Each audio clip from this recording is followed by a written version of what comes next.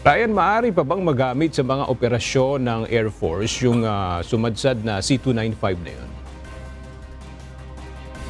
Ayon sa Sandataang Lakas ng Pilipinas, maaari pa itong i-repair pero hindi pa nila sinasabi kung hanggang kailan tatagal i-repair itong sumadsad na eroplano.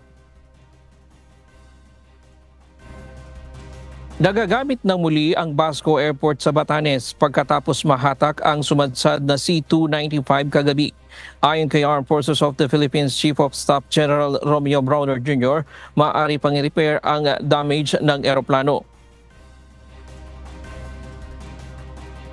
Yes, repairable yung C-295 natin sa Batanes. Kagabi ay naitow na natin ito doon sa gilid ng Basco Airport. So we can resume, the Basco Airport can now resume operations. Dahil dito, maipagpapatuloy na ang paghahatid ng relief goods sa mga nasalanta ng Bagyong Christine sa Batanes.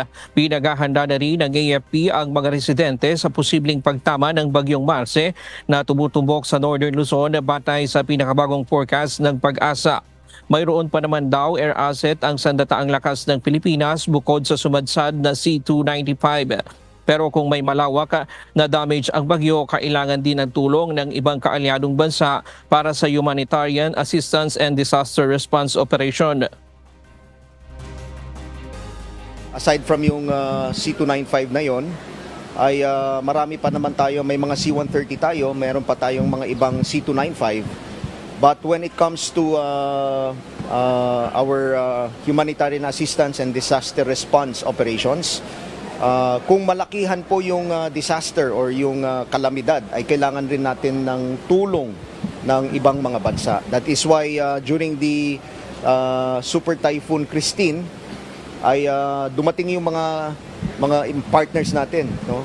From the ASEAN, like Singapore, Indonesia, Malaysia, and Brunei.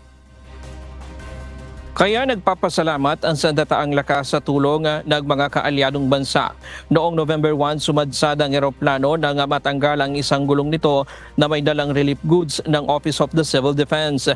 Kasalukuyan nang iniimbestigahan ang sanhi ng pagsadsad ng eroplano.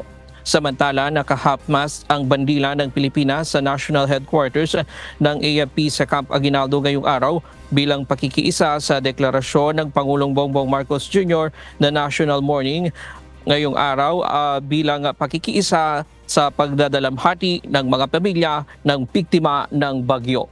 Yan muna ang latest mula dito sa Camp Aguinaldo. Balik sa iyo, Aga. Maraming salamat, Ryan Lacanlale.